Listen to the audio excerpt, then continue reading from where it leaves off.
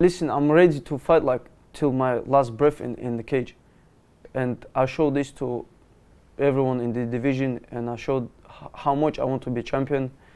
I want to become champion. Mokaev, welcome back to TNT Sports and welcome back to Abu Dhabi, sir. This is what we want. Top 10 ranked opponent. Yep, that's what I was dreaming about. This was finally you got a guy in the top 10 to put his hand up and accept the fight with Mo. I've been calling out like Tim Elliott since my debut, and but he was injured, and now I went on 4-fight winning streak, and I deserve to fight him now. You've been building, since you came to the UFC, you've been talking about getting ranked, you've been talking about this title fight. We'll come back to that in a moment, but you've had a bit of a shaky start to the week. Yesterday you tried to check into the wrong hotel, I'm hearing. Yeah, yeah. We went to Crown Plaza to check in because same as last year we stayed there, and they say you're not on the list. And then I said, what about tomorrow? Because I was checking in. I said, what about tomorrow? They said, you're not on the list. I'm like, is my fight off or what? You know. Yeah. Thinking your fight was done. Yeah, maybe. You were last to know. Yeah. Also, you finally checked in to the fighter hotel. Yeah. You're here less than 24 hours. You're starting fights in the lift already. Yeah. It's a typical Mokaev fight week. Not with your opponent, by the way, with somebody else, of course. No, I didn't fight like Tim Elliott, but I just say he's old and small. And I said facts, you know. I didn't say anything like offensive to him. But I said he's old and small, you know, at the same time. You love this part of it, don't you? Yeah, I love it. I love it. Is it something about seeing your opponents, seeing the whites of their eyes, see the way they behave towards you?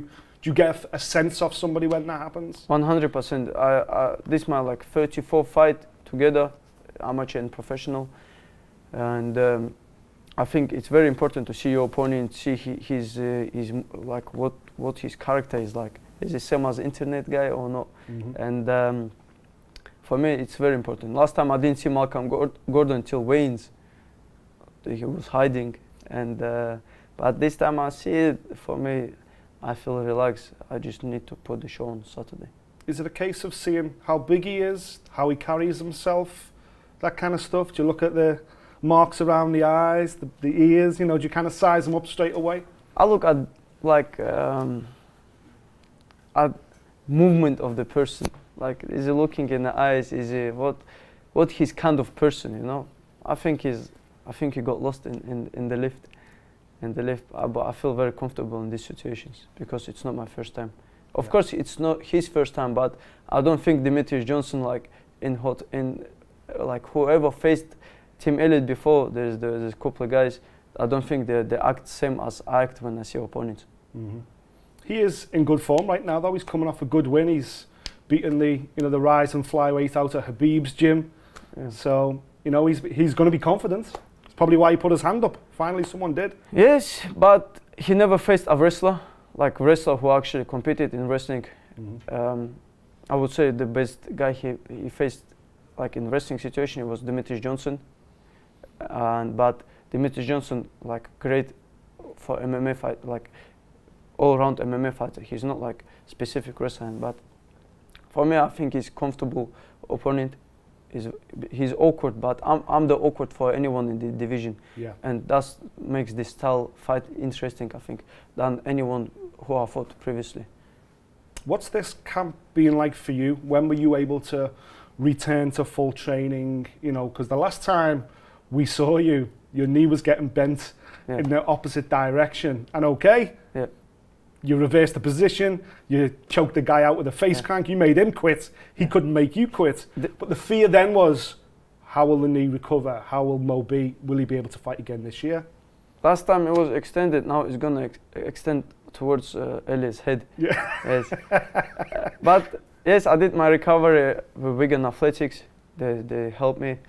I did full like rehab. Actually training maybe 3 weeks. If you see on social media, I was doing boxing with Brendan Loughnane at the gym. I was staying in shape. For me, it was even go to the gym, go to swimming pool. I was walking in the swimming pool, doing something every day, and for me, it's normal. It didn't affect me anyway in this situation, like mentally, because this is my first injury in the serious injury in my career. So I'm happy I've done 4 fights in 12 months. It's not like I just had my debut and injured.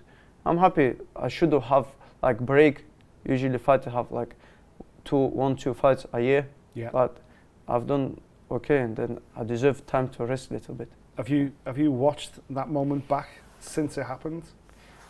I watched it. Can we watch it now? Can I show it to you now? Can you talk us through it now? Yes, I can. That's because even now when I see it, I still think. Just talk us through what's going through your mind, Mo, and how you come through it. Yeah, to be honest, I was thinking it gonna like pop out because I heard like noises, even like Jafel Filho said I heard noises, but I didn't understand why he didn't tap, and I heard noises, and then some point it stopped, the noise stopped, and I think now it's gonna like just pop, you know, like in the movie, but he started changing position. He started like smelling the blood, you know. So he started even getting worse position. He tried to get me like on the armpit, but I was waiting for that. As soon as he changed movement, I got out. Oh, okay. But some people say I tap with my feet there. I'm like, okay, well, maybe they want to see this, but.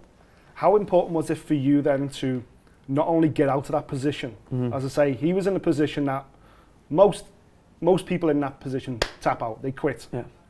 They're too scared of getting the injury. Yeah. He doesn't make you quit. Yeah. And moments later, with a face crank, you make him quit. That must have give you a lot of confidence coming out saying, I'm not built like a lot of these other guys. Listen, I'm ready to fight like till my last breath in the cage. And I showed this to everyone in the division, and I showed how much I want to be champion. I want to become champion. So if I would tap there, it would become as a habit. It's not like I was like tired and like I was empty tank and I tapped, but this position is little bit. It was 52 seconds, but it felt like 20 minutes in the position. Yeah.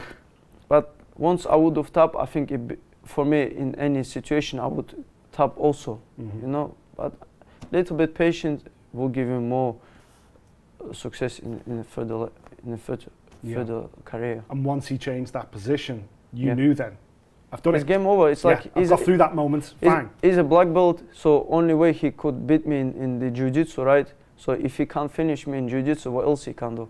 Mm-hmm. He broke mentally, I think. Do you think it's moments like that though as well, which are given top 10 ranked guys like Tim Elliott? They're seeing that and going, oh, okay, this guy's not unbeatable. So I'll go there, but maybe they're overlooking the fact that you're reversing it and getting the finish yourself. Not really, because Tim Elliott is like one of the interviews or somewhere on Twitter. He said like, somebody asked him, how are you gonna beat Mokaev? He said, I'm gonna beat him by decision. They don't even believe they can finish me anymore. Mm-hmm. You know what I mean? Mm-hmm. Like even like age difference, experience difference. I'm coming, like he's seen everything already in this career. I'm coming, I want to see more. Every fight I get like hungry, motivated, and like that's why I ask for top 15, because for top 15 opponents I get more motivation, more focus inside the cage. I don't like play around. Remember, I fought Malcolm Gordon. I was like looking at the crowd and stuff. This is wrong. I understand, but not because I want to do this. Because I little bit underestimate opponents. But for Tim Elliott and for my debut, I was very hungry. Yeah. Yeah. What we have seen this year from you as well is your stand-up just seems to have gone to the next level this year. Your hands just look so much better every single fight. That must excite you that you can see you yourself can see the improvements that you're making camp by camp by camp. How far are we, Mo, to seeing Mo at 100%? Where are we now? 50%, 60% more? I was on the first gear. Now I'm switching to second gear. We're only searching for second gear. Yeah. Wow, so there's still 3, 4, and 5 to go. It will be like, I just go straight to like 6th gear for the title fight. But I believe when I finished Tim Elliott, they pushed me for the contender for the title. Okay. I believe so, because it will be my longest fight winning streak in the UFC flyweight division after this fight. And there's history to be made. Yes, I believe so. I believe even like I was ready to fight in August in Boston. I just couldn't get a ranked opponent. So I did a bit of maths. March 29th, 2024 is the day. Yeah. We have to become flyweight champion on or before that day. to beat John Jones's record. Yeah. Arm raise Saturday night. That's got to be the call out to the UFC. Yes. You've got to get a title fight before the end of March to beat John Jones's record and become the youngest UFC champion in history. Nobody else on the roster is going to get anywhere near it. Nobody else on the roster right now. Yeah. You're the guy right there. The UFC have got to give you this opportunity. I hope so. I hope so. Like, I want to fight. I want to fly to America after this fight, and there will be like more shows, like December time, November time, and I want to maybe a late replacement. Anything. I want to stay in shape, and I want to fight before end of the year. And I heard there's Saudi Arabia 2nd of March. I'm the guy to put on main card.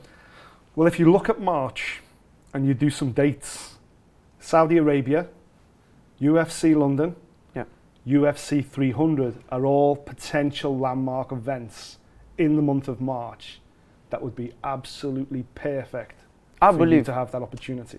I believe even when this injury happened, I still have time, and I believe in myself. For me it's like 2024. For me, it's not like my deadline for my life. In my position at this age, I think many people would sit and rest a little bit, sit and rest, see comfortable life, go for holiday. But I'm back for the training camp, rehab, training camp. Like, I don't see my family much. I was with my team, and the team is like my family now. And we travel everywhere, and I just living the dream. That's how much I want to become champion now. I won't say if it happens, when it happens. Yeah. When you become UFC champion before the end of March, you've made history, you've beat John Jones. Will you have a break with your family then? Will we see Mo have 6 months off the sport? I've done it, I've reached that goal, let me go and relax now? Or is this just the way you're built? I believe, I don't want to say I'm going to retire, but potentially I'm going to fight for the bantamweight title. You're already thinking? Yes, because before UFC, I fought all my fights with bantamweight, and I believe I'm very strong bantamweight. Okay, let's bring it back to Saturday night. Yeah. Tim Elliott, capacity arena in there. Yeah. It's going to be a huge crowd. It's going to feel like a UFC London event for you. There's going to be so much support. What happens? Tim Elliott getting finished and sent back to America. And then on a microphone? On microphone, I'm calling out top 5 contenders in the UFC flyweight division. We need this title fight. Yeah, if DC gives me a microphone, sometimes in my last fight I say John Jones, who else apart from John Jones done this like 4 fights, you know, like at this young age, and DC take microphone and say time gone, but I think he's still upset about John Jones. Wouldn't it be nice though, let's say if John Jones, you know, still had the belt in the new year, they put him on UFC 300, it's the end of March, you're fighting for the flyweight belt on the same, I'm getting romantic now. Yeah. The night he kind of retires, you take over that mantle, youngest champion ever. This is what the UFC is all about, writing these narratives, creating these storylines. Yeah. What a storyline that would be. You have to believe it. When I signed with UFC, people say he's too young, his hype gonna get run over. Then I beat Koji Durden, who is on 4-fight winning streak, ranked opponent right now. They said he's no good. Then I beat other guys. People always have to got something to say, but you just have to believe it yourself. Go for it, and it's nobody gonna kill you if you believe it and say what you believe. To, you know. Absolutely, yeah. Listen, great to see you. Go well Saturday night. Thank you so much. Can't wait for it. Thank you.